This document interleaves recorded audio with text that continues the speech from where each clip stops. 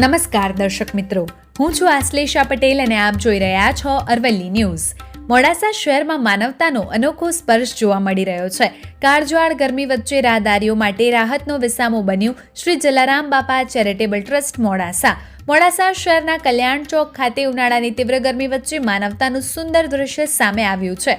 અરવલ્લી જિલ્લા સહિત સમગ્ર ગુજરાતમાં તાપમાનમાં સતત વધારો થઈ રહ્યો છે, ત્યારે લોકોને ગરમીથી રાહત મળે તે માટે શ્રી જલારામ બાપા ચેરિટેબલ ટ્રસ્ટ મોડાસા દ્વારા નિઃશુલ્ક સેવા શરૂ કરવામાં આવી છે।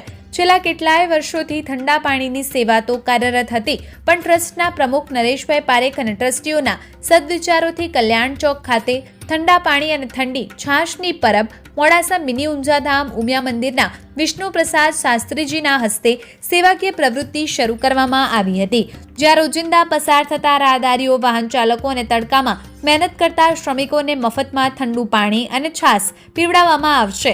આ સેવા માત્ર તરસ બુઝાવવાની નથી, પરંતુ માનવતાની મહેક ફેલાવતી એક ઉત્તમ પહેલ છે। ગરમીના તાપમાનમાં રાહત આપતી આ સેવા લોકો માટે આશીર્વાદ સમાન બની રહેશે। નિઃશુલ્ક ઠંડી છાશ પરબના પ્રારંભે બાલકદાસજી મહારાજ, જીવદયા પ્રેમી નિલેશભાઈ જોશી, વિશ્વ હિન્દુ પરિષદ અરવલ્લીના સંજય ભાવસાર, નગરપાલિકાના પૂર્વ પ્રમુખ વિનીતાબેન પટેલ સહિત મોડાસાની વિવિધ સંસ્થાઓ અને નગરજનોની ઉપસ્થિતિમાં નિઃશુલ્ક ઠંડી છાશ કેન્દ્ર ખુલ્લું મૂકવામાં આવ્યું હતું।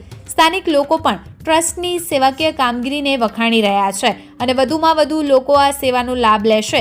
ત્યારે ગરમીમાં બહાર નીકળો તો કલ્યાણ ચોક પાસે થોડી વાર રોકાઈને આ ઠંડી છાશનો સ્વાદ જરૂર માણજો, એવી ભાવનાત્મક અપીલ સાથે ટ્રસ્ટ લોકો સુધી માનવતા પહોંચાડી રહ્યું છે।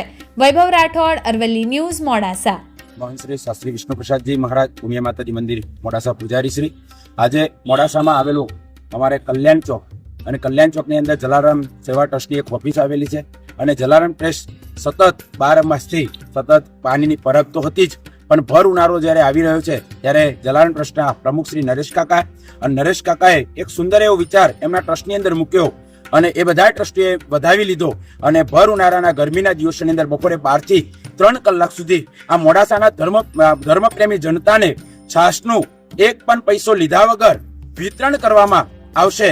એ જલારામ ટ્રસ્ટ સેવાની જે સેવા છે એ સેવા આજે શ્રી સોમનાથ ચેરિટેબલ ટ્રસ્ટ અને તમામ સંતો અને મોડાસાની નગરની જનતા આને વધાવે છે અને આની અંદર બધાને અપીલ છે કે તમને પરમાત્માએ આપ્યું હોય તો જલારામ ટ્રસ્ટ જ્યારે આવું સુંદર કાર્ય ભર ઉનાળામાં દરેક લોકોને છાશ મળી રહે એ હેતુથી જે કાર્ય કરવા માટે જઈ રહ્યું છે અને આપને પરમાત્માએ આપ્યું હોય તો થોડામાંથી થોડું આ જલારામ ટ્રસ્ટને અર્પણ કરી અને આ સેવામાં સહભાગી થાવ એ ભાવ સાથે અંતરના સાધુવાદ સાથે દરેકને જય શ્રી રામ।